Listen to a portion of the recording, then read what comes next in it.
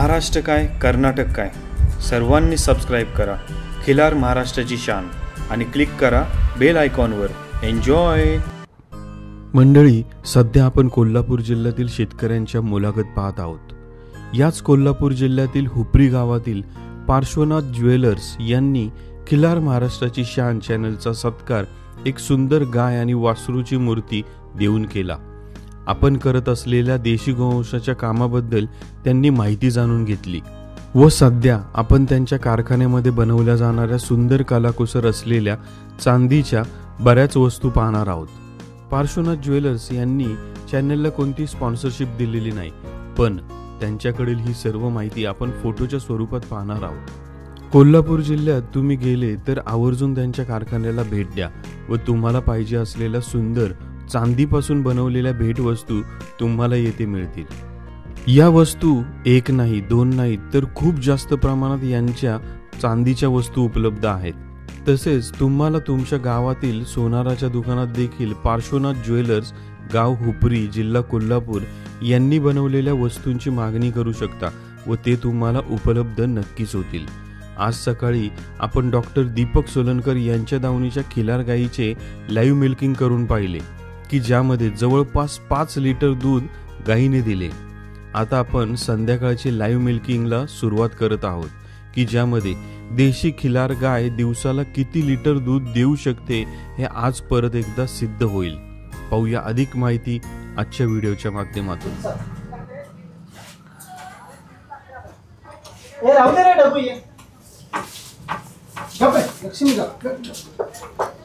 ओंकारांची कृपा आहे. हा, गाईला भरवायला हे साईड घेतलं त्यांच्या कृपेमुळे. हो का?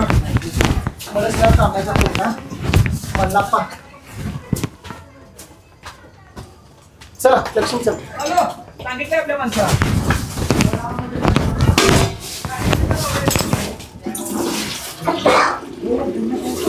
हे असं गोमूत्र कॅच केलं तर आपलं काय होतं की थोडंसं गोठ्यातलं ओलेपणा कमी राहील. गोमूत्र खाली देतच नाही, इतकी सवय. आमची पोरं जरी आली दिवसभर कणी हे असाच गोठा होता, पण दिवसभरात 3 वेळा आमची मुलं आली आणि हे डबा असा घासतात आणि तेव्हाच देतं ते गोमूत्र देतात. असलं तर ते थांबतात आणि देतात.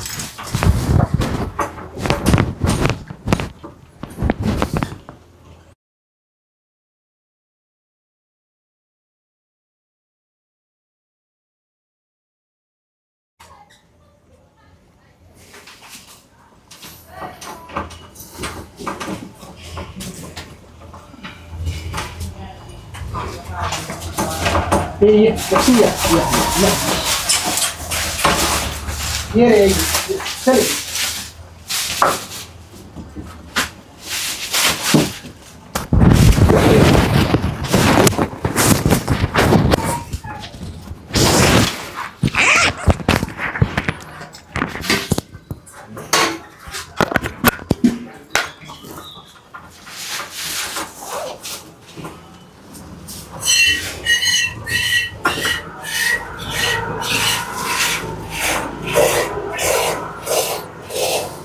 आता डॉक्टर, आपण सकाळी जवळपास 5 लिटरच्या जवळपास दूध आपण हे केलं आणि आता अंदाजे किती, तेवढंच का कमी का जास्त येईल? संध्याकाळी कमी देतात, अर्धा लिटर ते 1 लिटरचा फरक असतो. पण विशेष म्हणजे काय आहे, ऊन पडलेला आज. काल कसं पाऊस होता रातभर, पावसाळ्यात गारठ्यामुळे रवत कमी करतात त्यामुळे प्रोडक्शन कमी देतात. माझा असा अंदाज आहे की आज जरा ऊन पडल्यामुळे कोरडं वातावरण आले त्यामुळे पाणी भरपूर पितात आणि पाणी भरपूर पिले की दूध देतात. म्हणजे गाई उन्हाळ्यात जास्त दूध देईल आणि पावसाळ्यात हिवाळ्यात थोडं कमी देईल. खिलार देईल 100%. अति पावसाळ्यात किती ओल्या वातावरण हे खिलारला बिलकुल चालतच नाही. माझं तर मत आहे, रोज खिलारला जे धुतात हे चुकीचंच आहे. खिलार हे पाण्यापासून बाजूला पडणारा प्राणी.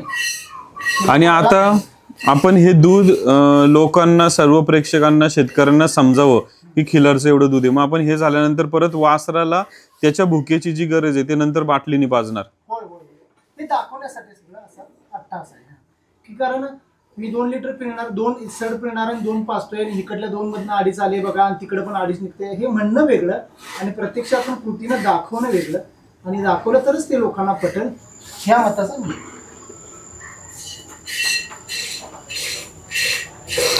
पुढील जर आपण सगळ्यांनी प्रत्येक शेतकऱ्यांनी सर्वांनी एकत्र येऊन जर ह्या दुधावर ब्रीडवर प्रॉपर लक्ष दिलं, ब्रीडिंग चांगली केली, तर पुढच्या किती वर्षांनी आपल्या प्रत्येकाच्या दावणीला एक दुधाची चांगली गाय अशी असेल की जी दिवसाला 10 लिटर दूध देईल. साहजिकच आहे. आता माझ्या एक बघण्यात आहे की पुण्यामध्ये एका गाईचं 10 लिटर ते 11 लिटर दूध आहे. त्याचा वळू आदत आहे का दुसरा आहे, तो वळू ह्या गाईला लावायचा. होणारे पिल्लू नक्कीच 9 ते 10 लिटर पर्यंत पिल्लू निघणार, असं साहजिकच आहे. पण प्रत्येकाच्या दावणीला पोचेल का ती दुधाची गाय? ती कशी पोचेल? म्हणजे ह्या गाईचा एक चांगला गुण निर्माण झाला, त्याचं सिमेंट उपलब्ध करायचं. ते सिमेंट दुधासाठी म्हणून आपण करू शकतो. वळू चांगला निर्माण झाला म्हणजे चांगल्या गाईच्या पोटी जन्माला आला, त्या वळूचं सिमेंट काढणे हा बेस्ट पर्याय आहे. कमीत कमी वेळेत जास्तीत जास्त निर्मिती करणार. आणि आता आपण या कोसा खिलार, काजळी खिलार, गाजरी खिलार या सगळ्या खिलारच्या उपजाती पाहतो, तर याच्यामधली प्रत्येक गाय ही दूध तेवढ्या प्रमाणात देऊ शकते का? कमी जास्त असू शकतं प्रत्येक उपजातीप्रमाणे? होय, त्याच्या जातीनुसार कमी जास्त असू शकतो.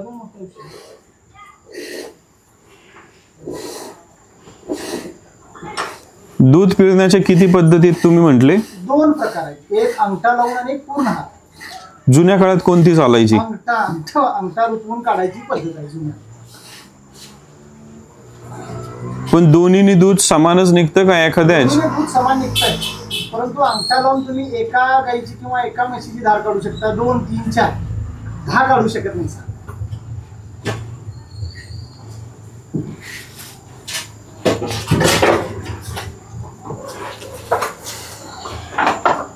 काय होतंय, वासराला ती परत काढून धरते. आणखी एकदा सोडून तुला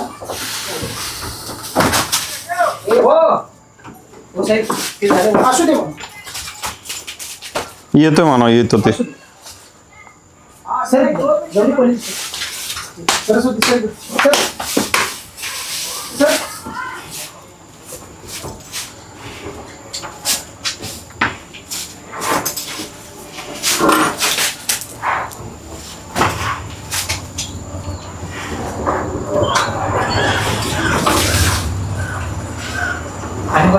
आणि परत पाण्याला ना होय, अजून 1 लिटर ते 1 लिटर दूध देते. तरी पण आधी थोडं चोरून ठेवतात, पण तेवढा काय त्याला पर्याय नाही.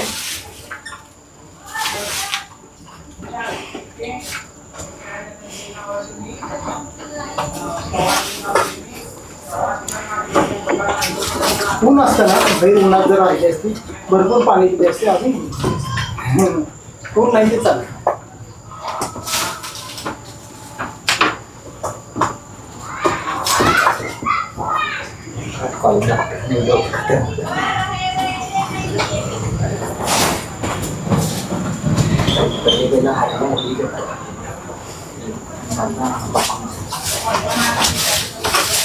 ये लक्ष्मी ये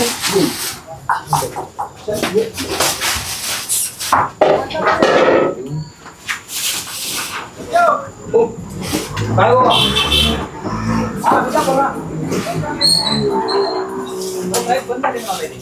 ठीक आहे, ठीक आहे, असू द्या.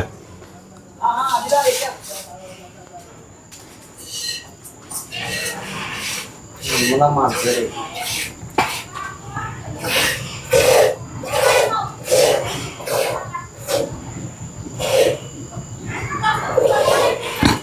डॉक्टर, आता हे जे आता समजा वासरू पिऊन जे वरचं दूध उरते, मग आपण ह्याचा काय उपयोग करतो? तूप तयार करणं का कसं करतो? मग आमच्या घरीच लागते हो. आमच्या 9 सदस्यांची फॅमिली आहे.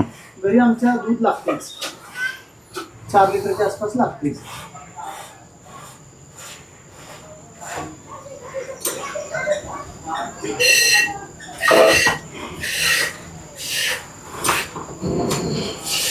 एक 9 जणांची फॅमिली आरामात खिलार गाई सांभाळू शकते चांगली. ओके. 4 लिटर दूध खाऊन ते 9च्या काही मग किती दूध घेणार आहे त्याच्याशी निगडीत पण असतो विषय. काही जणांना दूध घेतात. आमच्यात मात्र मुलांच्या पासून ते आमचे एक वडील सोडले, तर आम्ही 2 भाऊ म्हणा आणि मुलं चहा घेतच नाही, दूधच पितात.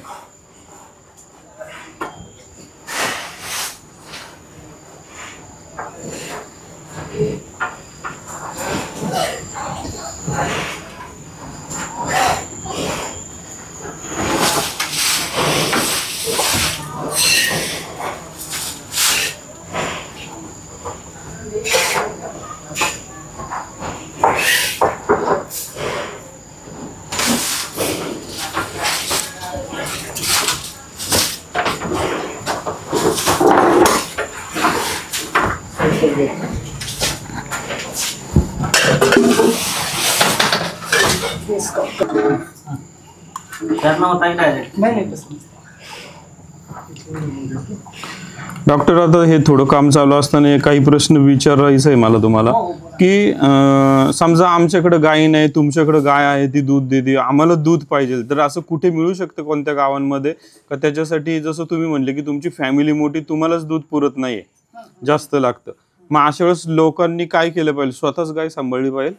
एक तर स्वतः नसेल तर एखादं कुटुंब असे असते की ती मावशी रोज शेतात कामाला देऊन जाऊ शकते आणि तिला आपण गाय घेऊन देणे आणि तिला एक टायमच दूध तुम्ही घ्या, एक टायमच दूध आम्हाला द्या, असं करू शकतो.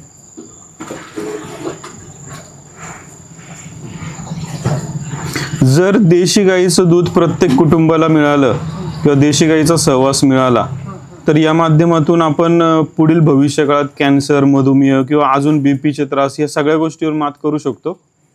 होऊ शकते, लगेच काही होणार नाही आहे, कारण कुठल्याही गोष्टीची चांगली जी गोष्ट असेल ते त्याला वेळ लागेल आणि वाईट जी गोष्ट आहे ती क्षणात होते. हे ब्रह्मांडाचा नियमच आहे. त्यामुळं हळूहळू सुधारणा होत जाईल, पण सुधारणा.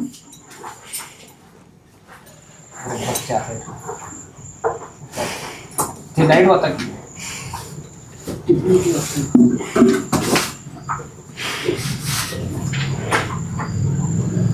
सकाळी 5 संध्याकाळी 7.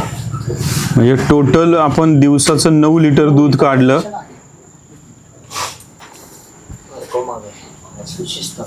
आता आपण जे वासराला त्याची गरज आहे ती पूर्ण करणार याच्यातून. बाटली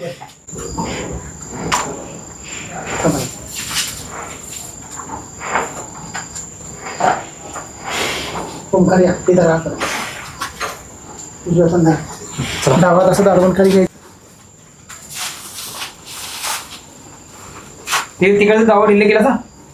केलं ते वर वर उचल असं तो खडा कर. हा म्हणजे छप दिशी जातो वरते ती सुट्टी देते.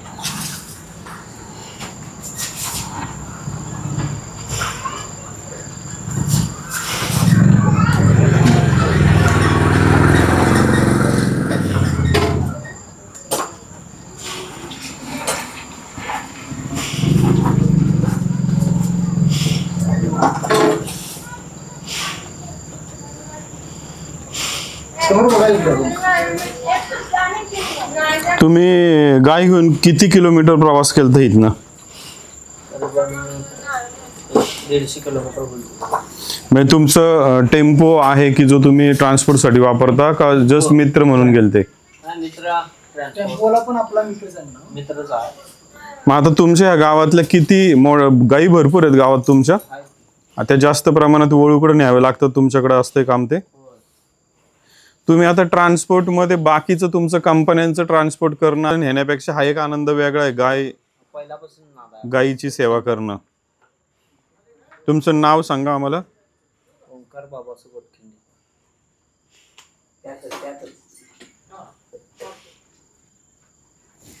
जा त्यांच्यासोबतच ते दुप्पा त्याला धर ओंकार देतोय दुप्पा. दादा आता दुसऱ्या वेळेला ते धर नुसता घुमवू देते. लक्ष ठेव.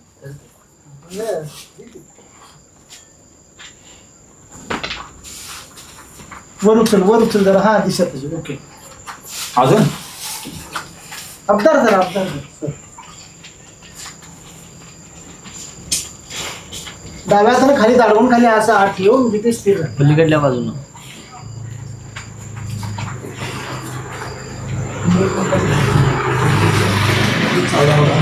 माफी धुतलेला आहे.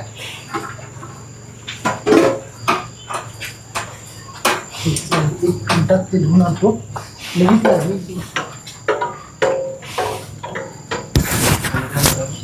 काय नाही, शर्तीला गायच पाहिजे तिथं पाण्यात वगैरे करायची.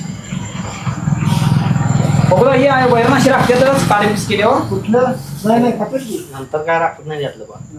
अजून त्याच्यापेक्षा त्याला दावण बारकी मिळणार नाही पाईप. बोलय होय बाबा ना मिळणार की कटिंग करून मिळणार की. खरं हे मोठं बरं पडतं. काही विषय नाही.